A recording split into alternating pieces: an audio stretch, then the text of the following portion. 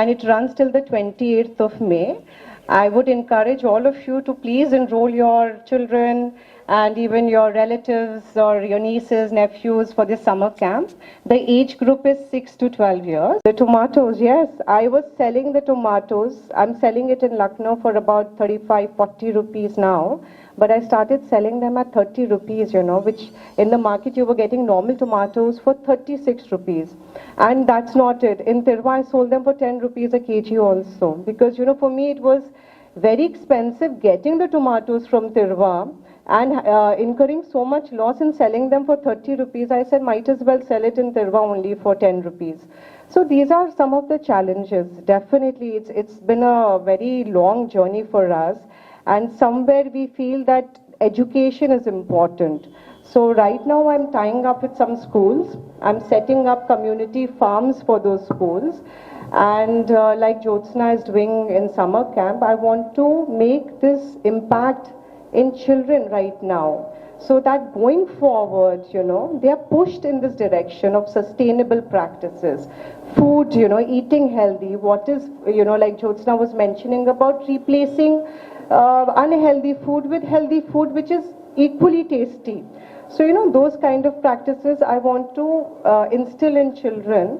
And I think that should make some change. We all are working in that direction. And I hope the changes do come in time before it's too late. Because we can still reverse the climate change issues. After a few years, we will not be able to do it. So I think we all need to stand up, wake up, literally, shake ourselves and say, no, what is my input today? Why am I just sitting and not doing anything about it? So that's... Yeah, Anita, and we'll come to you with your questions to interact and have a now open interaction after what Neeta has to say, and we'll take closing then from... Like she was mentioning all these challenges of producing and selling organic stuff, and they don't have buyers. I don't find organic produce that easily. When I go out shopping, I don't find fruits which are organic, and one can tell. One can eat that fruit and taste. The taste tells you that it's chemically laden. I used to live in Gurgaon, and it was so easy to get organic produce. But now that I've come back to Lucknow, it's very, very difficult to source organic stuff. And that's where people like Jyotsna maybe help to bring the farmers and the buyers together in this platform, and hopefully there'll be more people who will be selling organic fruits for me to buy from. Absolutely. Now we'd love to come to you all. We have an organic farmer advisor here. It's wonderful to have Anjali here after a long time. She makes these amazing organic teas, and let's give her a mic. तो देखिए, मेरे को एक बात कहनी है. मैं बहुत से किसानों से, एनजीओ से 20-25 साल से इंटरैक्ट कर रही हूँ पूरे इंडिया में.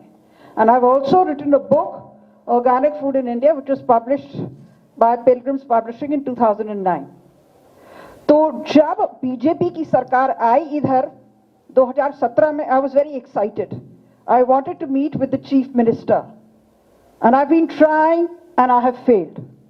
The bureaucracy that surrounds the chief minister, नहीं, क्योंकि सब किसानों ने कहा है that marketing is the most difficult aspect. Growing food is not that difficult. Training the farmers is not that difficult. They have all gotten the hang of it.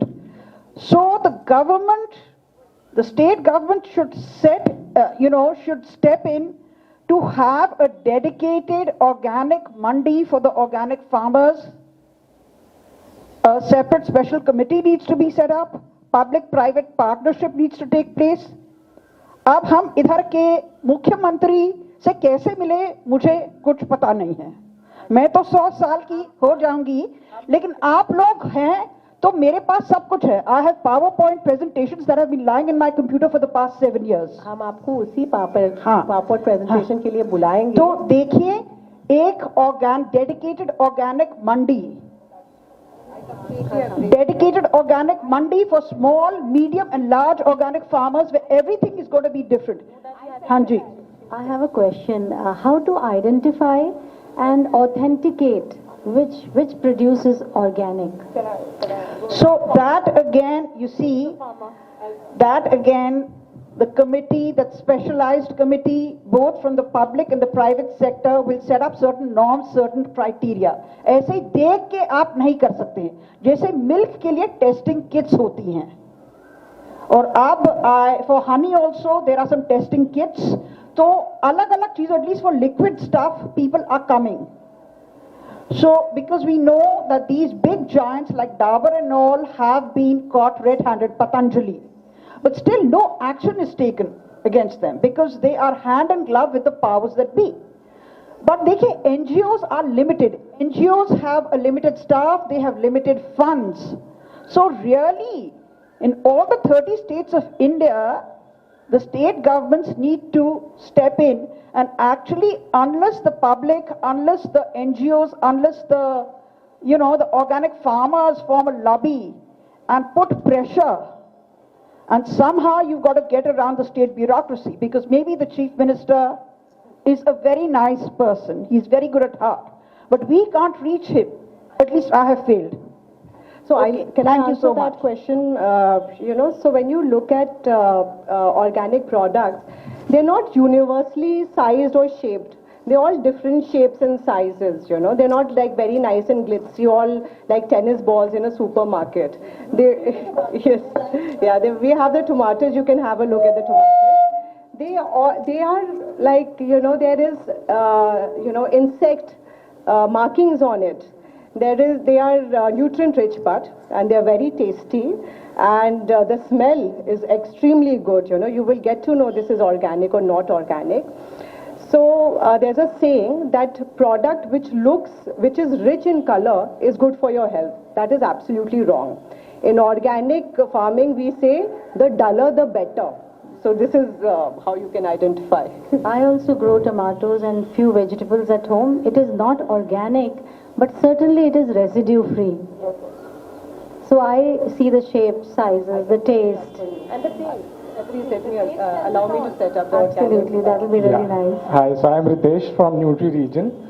So I've been in organic industry for 20 years, and so just wanted to answer this question, that how do we know that something is organic or not organic? So there's a complete organic certification process. So like Shruti is doing, she's in second year of certification. So there's a government regulatory body, the central government, APIDA, which accredits certification agencies. And those certification agencies, they certify the farms and the processing unit. So for example, I have a processing unit, so that is certified organic. So whatever we are doing is organic. So you can see a product that is organic or not by checking the certification. So there's a clear certification process, and which is completely online managed by the Government of India. This is a complete online software which completely tracks the farmer, the process, and complete purchase up to the first point of sale. So it's completely tracked online by the Government of Government of India. This is a complete online tracking software. And coming to the second point of Shruti, that there is no demand. So there is demand, but people don't want to spend a few rupees extra on organic. They'll spend they'll spend 5,000. But they will 150 rupees on coffee is fine. Yeah. But 150 rupees moringa is absolutely no. So that's what I was saying, that they can spend 5,000 on shoes, they can 5,000 on shirts, they will go to gym, but they don't realize they can't have a healthy and happy life without good food. First, you need to have a nutritious and organic food. So That's what we are growing. yeah.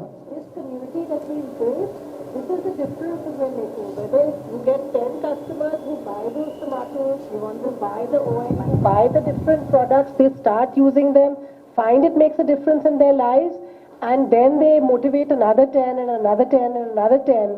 That's how we have to just do it incrementally.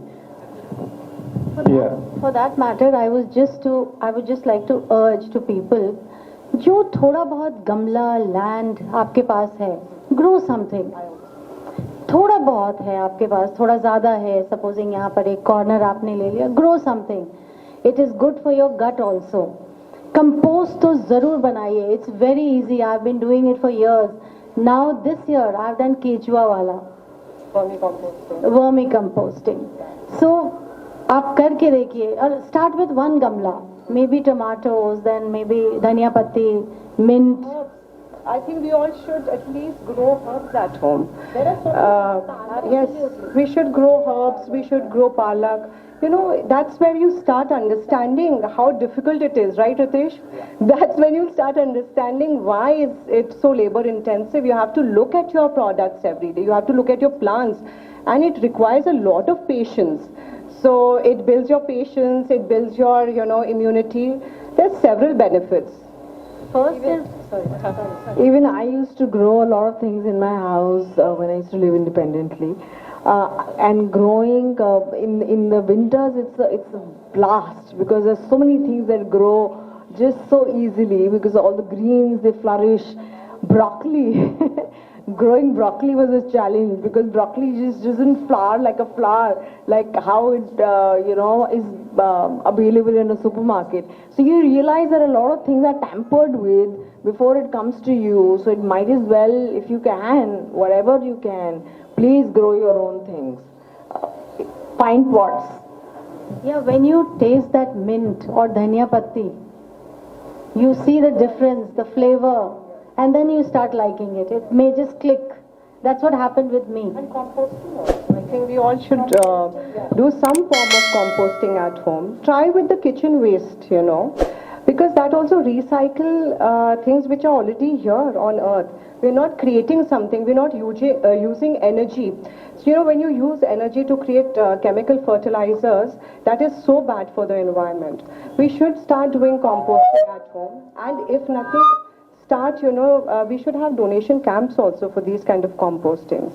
Maybe, Joseph, you can start workshops on composting. Absolutely. Yeah. I mean, we showcase it right here. But now we'll open this up to an informal discussion because we have to let Neeta go. Her sister-in-law is having a baby, and so we can't stop that. So we will move and interact with you here and look forward to talking to you all. And I'd like to thank Luna so much for being here. Of course, I treat Neeta and Shruti like part of our LFM family, but I think we've just inculcated Luna. We're growing this family all the time.